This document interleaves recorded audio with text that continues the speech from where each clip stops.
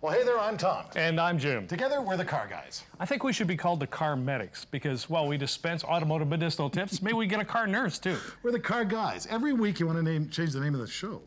People tune into the Car Guys. We should be known as the Car Guys. Well, cars act as metaphors, right? You know, we haven't even gotten started yet, and already you're making me tired. How do you do that?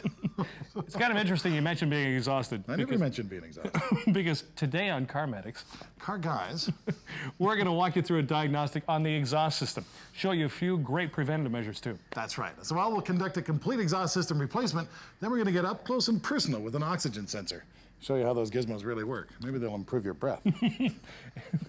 And to end things off, we're going to be taking a trip to our buddy, the Pro Mechanic, and get an emissions checkup. And as far as the Baked Bean Brigade, I think that's a great idea. I had that coming. That's a lot to do, so let's get started. Stay tuned. You know, I do kind of like the idea of a car nurse. I like that. I like the idea of the emissions checkup. But anyway. Thank you so much.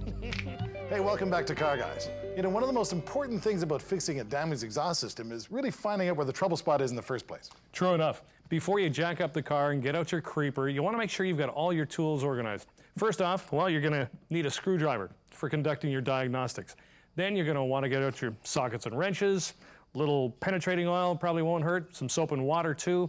An impact gun is always a great idea if you've got access to one. Ear and eye protection.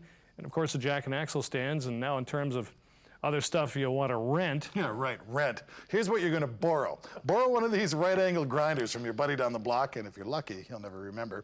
And get a hold of one of these sawzalls as well. And if you don't want a spring for the sawzall, you could drag out the old hacksaw, but then you are going to be one exhausted hombre because you're going to be at it for quite a while. You're going to be putting up muchos more, labor as far as that kind of thing goes. Now, as far as stuff you want to buy, well, little as possible. Yeah, well, you're going to need an oxygen sensor replacement, a new exhaust system, but just the pieces you need. While you're there, though, pick up some muffler cement. It's going to be real helpful doing little repairs down the road. Okay, ladies and gentlemen, it's time to rock and roll with Tommy Boy, the Diagnostics King. How many coffees do you have today, and how come you didn't bring me one? Thank you very much. Okay, remember what we've always told you about positioning those jack stands nice and high and nice and far out to the corners. You want to get that car way up in the air so that you can creep along freely underneath, kind of like a bottom feeder. Sort of, yeah. Because the exhaust system is really a big sucker, you're going to need the room to navigate under there.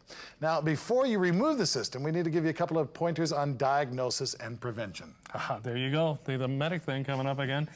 Now, a great time to give your muffler the butt end of the screwdriver test is when you're doing general maintenance, like an oil change. Since you're going to be dislodging a lot of dirt and metal down there, you want to make sure you're wearing eye protection, too.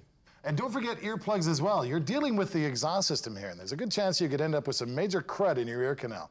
You know, once I was working at the track and working on an oil filter, and we saw something dripping down, naturally you turn your head. I got some gasoline in my ear. Next thing I know, I'm in an emergency ward with the worst burning pain I've ever felt.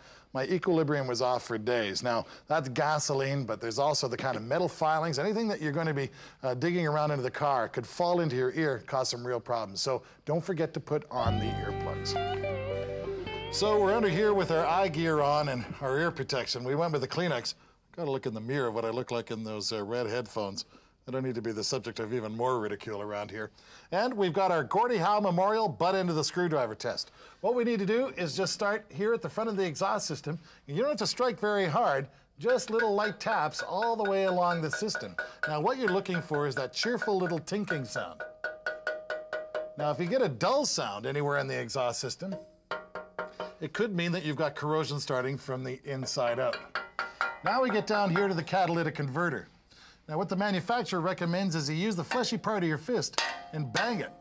You don't actually want to wrap it with a screwdriver. Right away, we can tell we've got a problem here with the heat shield. That's got to be making a heck of a rattle up there in the cockpit. But what we're looking for is for a rustling sound when we strike it. And that could mean the catalytic converter is starting to break up from the inside out. Then once you get by the cat, you go all the way through to the exhaust system, to the tailpipe, and striking it every inch or so, listening for those dull thuds.